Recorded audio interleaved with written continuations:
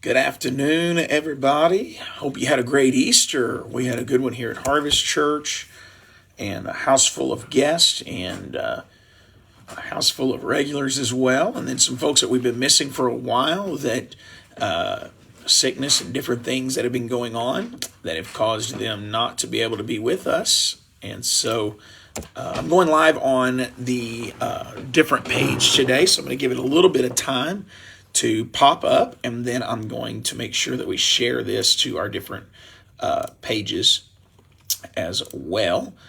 And let's see if we can get this done right here.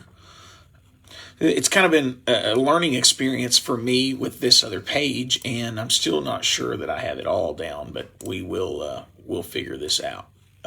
So appreciate you being patient with us, and here we go. Now we're going to be able to do it right here. It's Monday Manna. Appreciate you joining us today.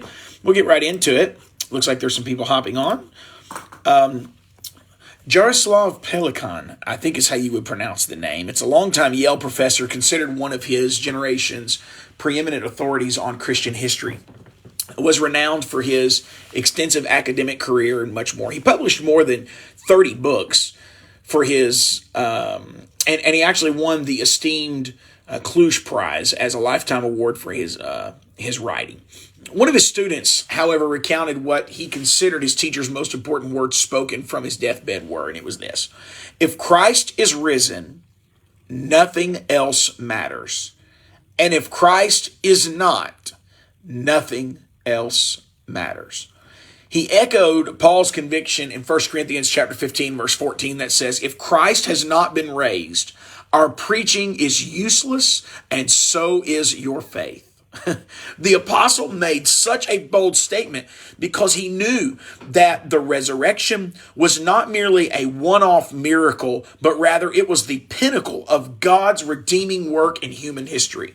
The promise of resurrection wasn't only his assurance that Jesus would rise from the dead, but it was his bold affirmation that other dead and ruined things, like lives and relationships, would also one day be brought back to life through Jesus Christ. If there is no resurrection, however, Paul knew we're all in deep trouble. If there's no resurrection, then death and destruction would win. But of course, we know in verse 20 of 1 Corinthians 15, it says, "Christ has indeed raised from the dead." Destroyed by the victor, death loses. And Jesus was the first fruits of all life that would follow. He conquered evil, he conquered death, so that we could live bold and free. And this changes everything. It's what we talked about at church yesterday at Harvest Church. There is hope. If there's breath in your body, there is still hope for you.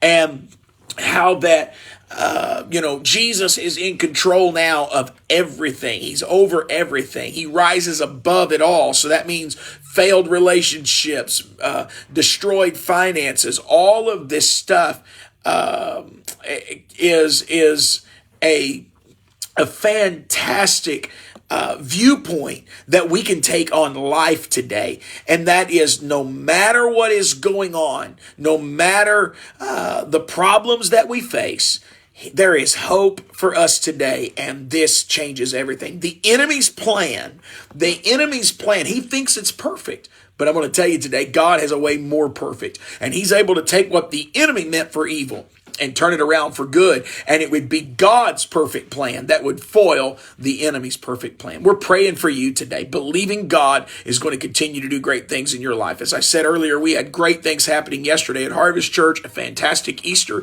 Thank you to all of the different teams that made it happen. Appreciate you joining me today for the Monday Manna. God bless you. I hope you have a great rest of your Monday. We'll see you next week.